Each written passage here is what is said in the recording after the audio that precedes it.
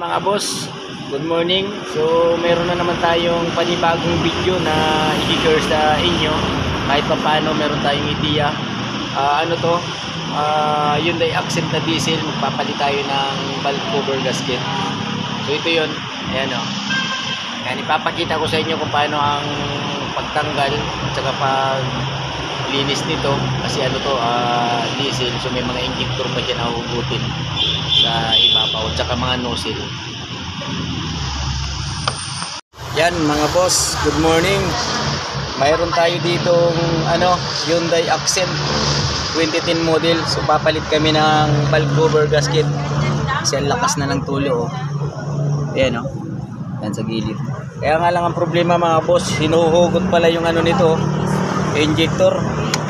Ang haba o. Yan dito. Yan, yun muna yung tatanggalin nyo unang-una. Tapos yung mga sensor, ito yung injector niya, pakita namin sa inyo. Haba.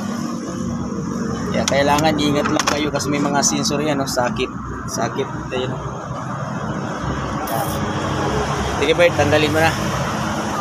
Yung ito meron pa isa Bert. Ay, nakatago pa yan eh. Ayan o, mayroon pang isa sa gitna mga boss, baka magkamali tayo. Masikwat nyo kagad, basag yan. Dito Bert, okay na yan. Yan. Ay aking technician. Ito Bert, wala na to. Sige Bert, tangatin mo na ng flat screw. Ay, gilid. Yun. Sige, galaw-galaw. Wala na dito.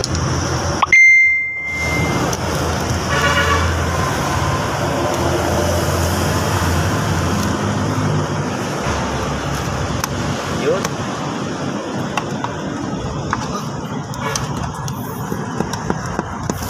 Gamit talaga ni Siyempre. Chef. Yan. Ni Chef. Ayan mga boss oh. Sus. Grabe na pala. Uy, nalaklat. Inulog. Nalaklat to, no? Wala. Chef. Mga yan? Rubber na yan mga pudpud yan. Bakal yan si Kwa. Bakal? Bakal. Plastic. Plastic? Plastic. Wala na yan. Timing chain.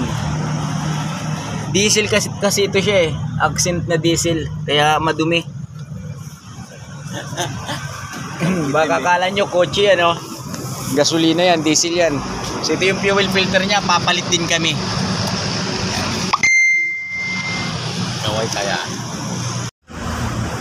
Ayan mga boss, nililinis na yung valve cover oh. Aming may extra pa oh. Extra nakatingin. Pero wala na yung ating isang jeep mechanic, may pumalit na oh. Batang-bata pa ito oh. bulbul. Pero pinubugaw mo ata ako. Wala ibang pusa pa lang to. Oh, grabe maglinis ng Valve cover. valve cover niya oh. Kanina kulay itim, ngayon puti na siya oh. Pagiging future hulani ko to eh. Ayan mga boss yung pinaglilinis natin, gasolina. Pero mas maganda sana kung may kerosene tayo eh. Wala eh. Gasolina na lang yung ating pinangbubuga dyan Wala na. Wala na, yung 70 pesos. Tapos na. Okay na yan Bert, tapos punasan mo na lang ng malinis na basahan para ayan Shell. Dito pala kami mga boss sa Shell Kawit Centennial. Ayan Accent diesel yan. Kaya ganun karumi. Ayan itim na itim. Ito nga pala yung hindi natin napakita kanina. Ayan, pag tinanggal yung valve cover, so ito yung tatanggalin na muna yung mga tubo ng nozzle. Ayan Ayan, may mga lock yung injector niya. Ayan. Ito yung injector niya. So hinuhugot din pala. Ayan. Ngayon lang kami nakagawa kasi nito kaya binidyo namin. Ayan oh. Malinis na siya oh. Pagkatapos yan ba, tanginan mo na. Ayos yan.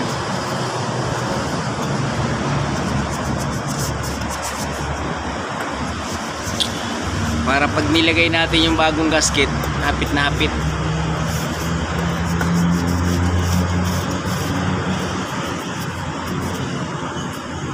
Kahit pa paano, meron tayong ideya kung paano magtanggal ng valve cover ng accent na diesel. CRDI ito mga boss ha, CRDI.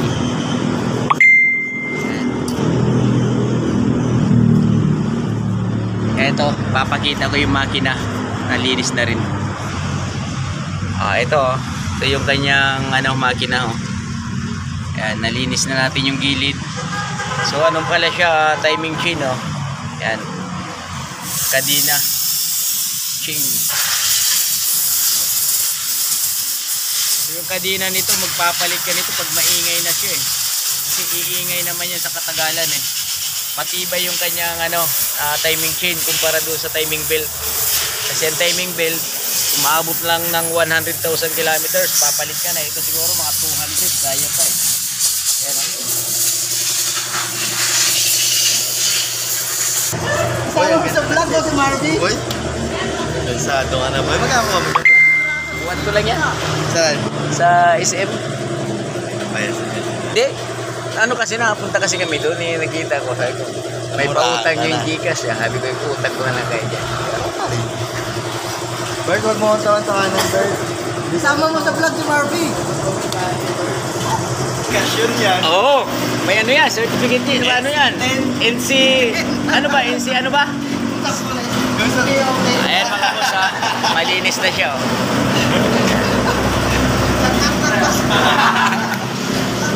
Crankshaft sensor. Yan. Sa talino na nun. Sumobra ka sa galing nun. SPO10. SPO10. Roberto Dalisay. So mga boss, ito na yung valve cover gasket na bago. Ayan, nilagay na namin sa cover niya. Dinikit na. Ayan, dapat ganyan. Kahit bago yung gasket, lalagyan pa rin natin siya ng sealant para sigurado. Kahit manipis lang. Ayan o, gumamit tayo ng Vitagri nga pala. Yan, pandikit mismo niya sa makina.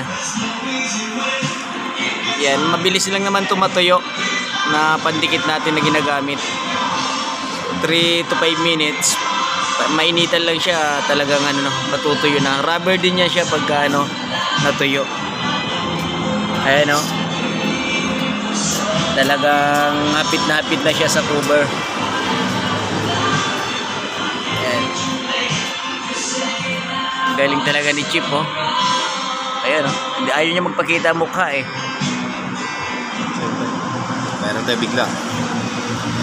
So yun, ikakabit na natin para mamaya matry na kung aandar pa ba, walang leak ng diesel, ng langis. Kasi yun yung purpose natin, mawala yung oil leak sa ibabaw.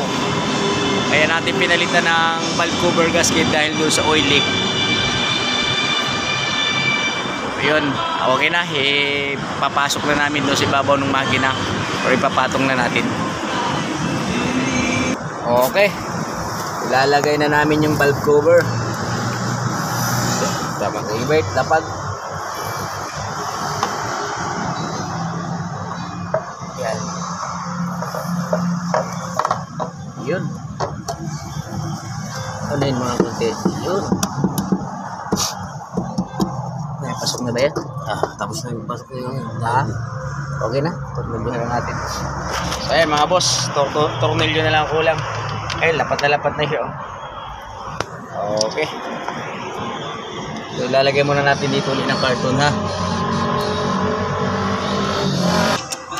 Okay, nilalapat na lang namin lahat.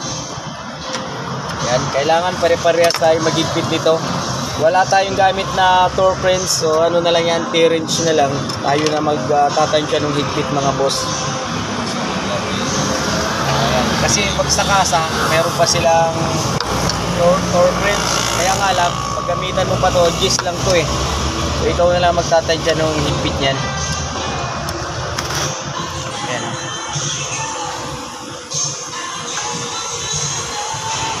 Ayan. Para kahit pa paano may idea tayo. Diesel engine, Hyundai Accent, CRDI. First time lang kasi tayo nakagawa ng ganito, kaya binidyo natin para mayroon tayong may share may upload sa YouTube. Para pag sinearch nyo Accent Diesel CRDI, yun.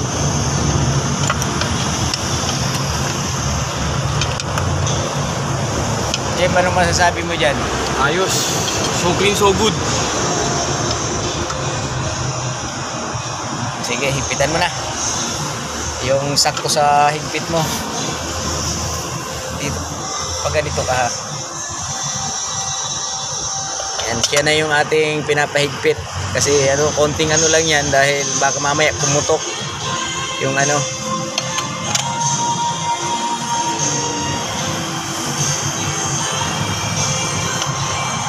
Ang higpit natin yan mga busing ha. Gilid-gilid hanggang gitna. Kailangan pare-pares ang lapat niyan.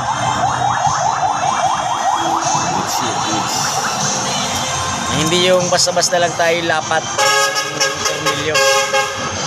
At tansyahin mo yan para baka mamaya maputulan tayo nako. Yun ang pinakamasakit sa lahat.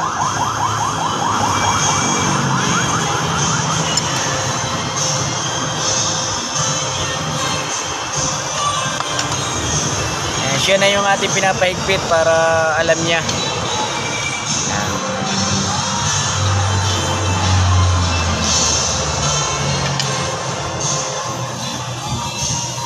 Kahit na hindi mo na sunod-sunurin sa chichikin mo na siya lahat. Bert yung gitna. Yan.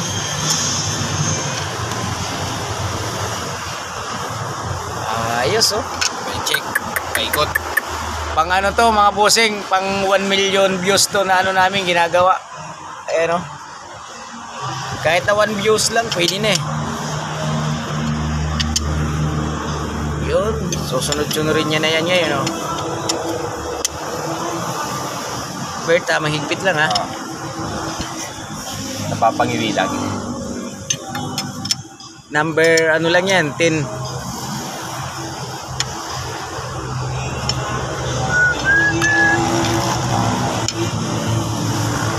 Okay, itong sensor, damay mo, Bert. Yun. Okay. Ayos. Ayos na ayos. So, simbulin na natin yung naman, mga injector. Okay. Ayos, nailagay na natin mga boss yung injector. Ayan, nilalak na lang ni partner Siya na yung ating pinalak nung ng injector lang. Para malaman din niya na gano'n ang proseso. So kahit tayo DIY tayo sa bahay, pwedeng gawin to Kung medyo may alam tayo sa makina ng konti, pwede nating gawin to. Kaya nga lang, syempre napakamasilan nito. Ayan, injector heater injector magkakasama dyan. Okay, higpitan mo lahat. Ayan, mahigpit na yan. Yan na lang.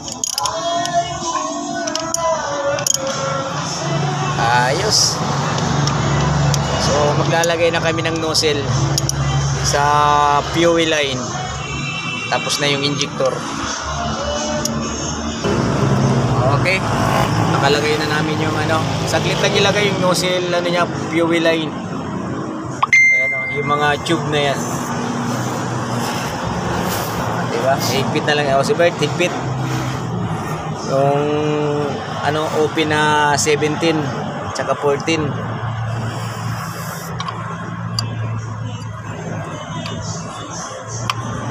Matrabaho pagka tinanggal yung cover. Hindi kagaya nung gasolina Ito kasi nakapatong yung intake niya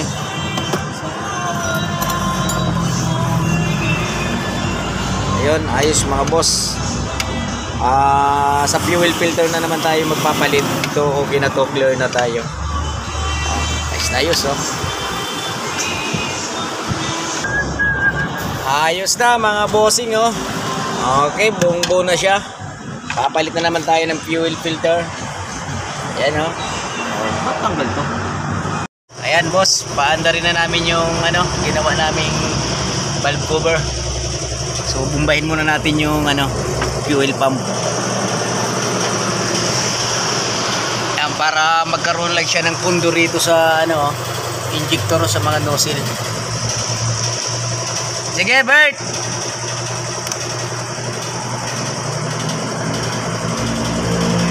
Start. Okay, isa pa. Oops. Okay.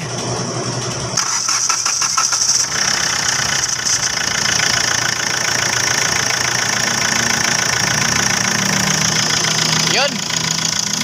Mandar din. Oh. Linis na eh. I-checkin na lang natin kung may leak.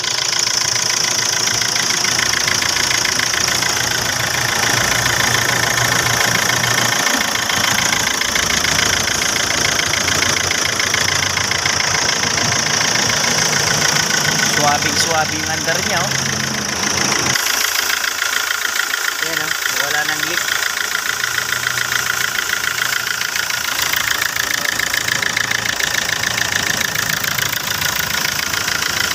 So paanda rin natin ito mga ilang minuto para